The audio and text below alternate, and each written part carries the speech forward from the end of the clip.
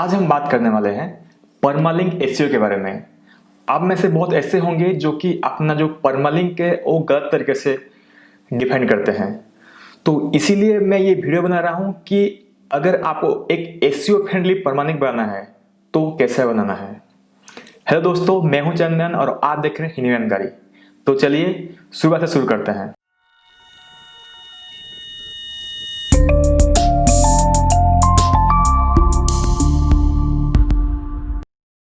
Video को आगे बढ़ने से पहले अगर आपने अभी तक हमारे चैनल को सब्सक्राइब नहीं किया है तो नीचे रेड कलर बटन दिखेगा, उससे दबाकर चैनल को सब्सक्राइब कर लीजिए और उसके साथ साथ बेल को दबाइए नोटिफिकेशन पाने के लिए। तो वीडियो को आगे बढ़ाते हैं। एक परमालिंक क्या होता है?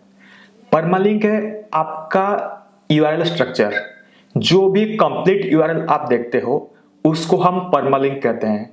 परमालिंक यानी परमानेंट लिंक, जो कि वक्त के साथ नहीं बदलता। इसे हम परमालिंक या परमानेंट लिंक भी कहते हैं।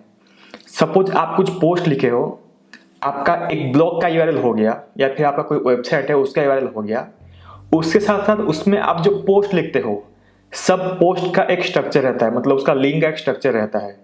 उसी चीज को हम परमालिंक कहते हैं। ये शुरुआत होता है आपके प्रोटोकॉल से, HTTP या फिर HTTPS, उसके बाद आपका www.hindi.net स्लैश, उसके बाद जितना भी हाइफन रहता है या फिर जो भी आप लिखते हो, मतलब कंप्लीट स्ट्रक्चर शुरुआत से लेके एंड तक जितना भी रहता है कैरेक्टर्स में, सब चीज को मिलाकर बनता है अपना परमालिंक। तो इसका भी एसईओ जरूरी है। तो आज मैं आपको बताने वाला हूं कि आपका परमालिंक का एसईओ कैसे किया जाता है। पहला जो पॉइंट है वो हिंदी ब्लॉगर्स के लिए है। हम जब भी अपना जो हेडिंग है वो हिंदी में लिखते हैं, सपोज मैं लिखता हूं कंप्यूटर विज्ञान, तो ऑटोमेटिकली हमारे जो परमालिंक में कंप्यूटर विज्ञान आता है हिंदी में, तो आपको इसे इंग्लिश में लिखना है। अगर आपका इंग्लिश ब्लॉग है तो कोई प्रॉब्लम नहीं, लेकिन हिंदी ब्लॉग में इसको इंग्लिश में लिखना है। अगर आप इसको हिंदी में लिखोगे तो क्या प्रॉब्लम होता है मैं आपको एग्जाम्पल लेकर दिखाता हूं। देखिए, ये है विकिपीडिया का आर्टिकल। तो इधर इसका परमालिंक है hi.wikipedia.org विकी, फिर है हिंदी में कंप्यूटर विज्ञान।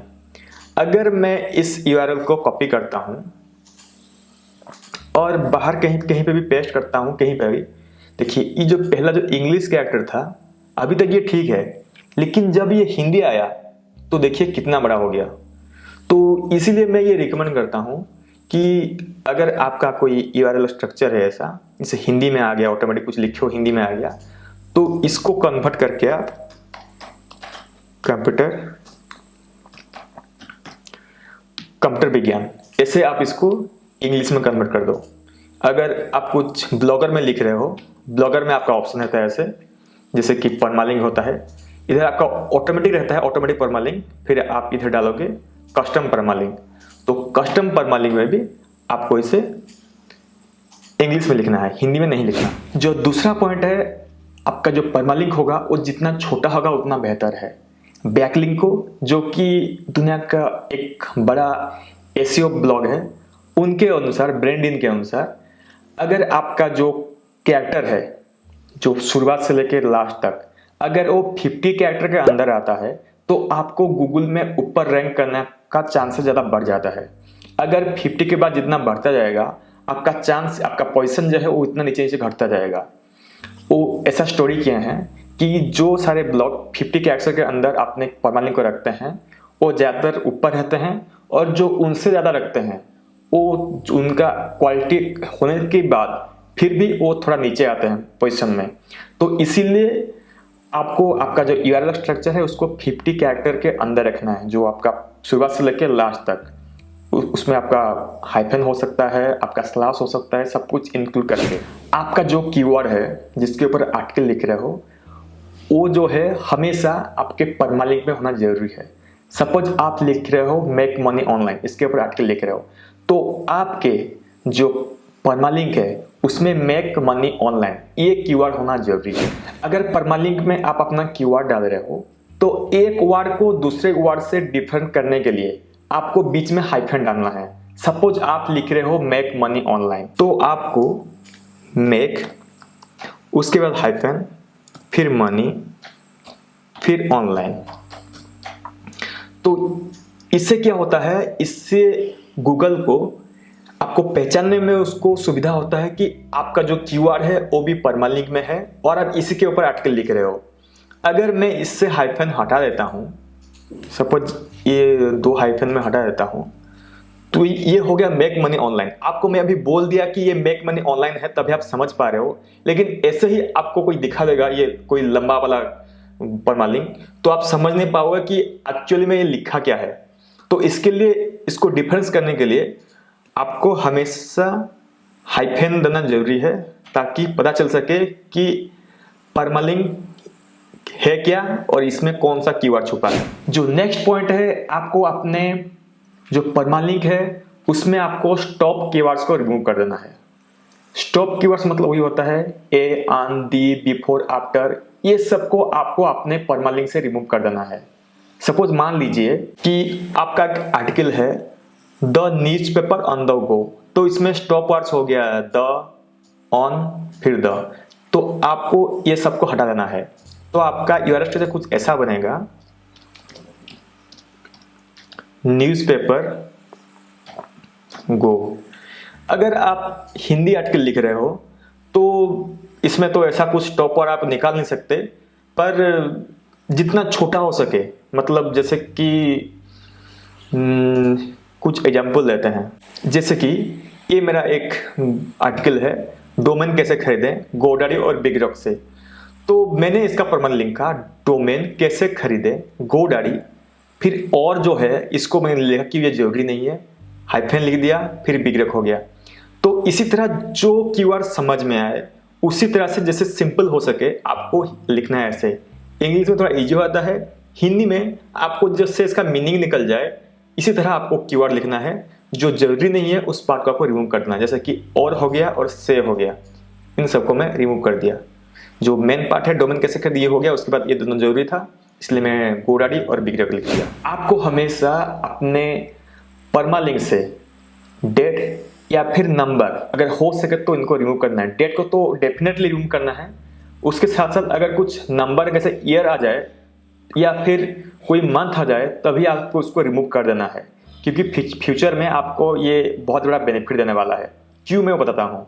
सपोज आप एक आर्टिकल लिख रहे हो द बेस्ट एंड्रॉयड स्मार्टफोन 2020, तो इसमें आपको द का रिमूव कर देना है, बेस्ट एंड्रॉयड स्मार्टफोन हो गया, फिर 2020, तो 2020 को आपको रिमूव करना है। आपको लिखना है बेस्ट एंड्रॉयड स्मार्टफोन, बस इसको आपको परमानेंट कर देना है best hyphen Android hyphen smartphone, आपको ऐसे ही लिखना है। क्योंकि अगर आप इसमें 2020 डाल देते हो तो क्या होता है कि सपोज आपको 2021 में इसको अपडेट करना है, फिर आपको क्या करना होगा, 2020 को आपको चेंज करके 2021 करना होगा, और फिर अगर आप वो पहले 2020 लिखे हो वो तो यूआरएल गूगल पे इंडेक्स हो गया है, फिर आपको पुराने यूआरएल को नए यूआरएल पे रीडायरेक्ट करना होगा, तो ये प्रॉब्लम्स आ जाता है।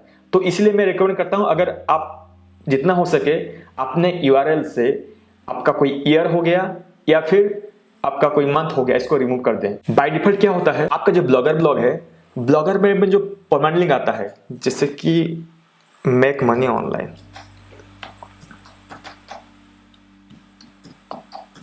देखिए मैं मैक में ऑनलाइन गया तो आपका क्या हो गया, हिंदी में .net क्लास 2020 07, तो ये ऑटोमेटिक ब्लॉग में आ जाता है। तो ये इसका प्रॉब्लम है, लेकिन वर्डप्रेस साथ ऐसा नहीं है। वर्डप्रेस में अगर आप सेटिंग्स और फिर परमालिंक्स यहाँ पे जाओगे तो आपको देखिए यहाँ पे जो कॉमन सेटिंग्स है, यहाँ पे आप जैसे आपका परमालिंक स्ट्रक्चर चाहिए आप ऐसे बना सकते हो। जैसे प्लेन में आ गया आपका मतलब पेज 1 2 3 ऐसा आएगा, फिर डे एंड नेम, फिर मंथ नेम, तो ऐसा आता है आपका। जैसे कि देखिए स्ट्रक्चर है, तो मैं रिकमेंड करता हूँ आप अपने पोस्ट नेम जो है उसको रखिए, तो आपका जो डोमेन आएगा फिर उसके बाद ये आपका यूआरएल स्ट्रक्चर आएगा। मैं दिखाता हूँ, सपोज ये है होस्टेटर इंडिया, देखिए मेरा डोमेन आ गया, फिर जो पोस्ट का जो नॉर्म जो जैसे यूआरएल स्ट्रक्चर है ऐसे आता है, इधर भी ऐसे दिखाएगा डोमेन, फिर उसके बाद मेरा पोस्ट का जो नाम है जो भी। तो आपको हमेशा ये जो पोस्ट नेम है इसे यूज करना, अगर आप वर्डप्रेस यूज कर रहे हो लेकिन ब्लॉग में ऐसा आप कुछ कर नहीं सकते। वो बाय डिफ़ॉल्ट आता है आपका जो ईयर वाइज जैसा आता है, तो ब्लॉग के लिए ये नहीं है। लेकिन अगर आपका वर्डप्रेस है तो वर्डप्रेस में हमेशा ये जो आपका परमालिंक स्ट्रक्चर है हमेशा पोस्ट नेम पे रखा करें, ना कि इधर कुछ आप कैटेगरी डालो, ना मंथ डे कुछ डालो। बस आपका यूआरएल, आपका ब्लॉग का मेन डोमेन, फिर उसके बाद आपका पोस्ट नेम। ये एक स्टैंडर्ड और एसईओ फ्रेंडली स्ट्रक्चर होता है।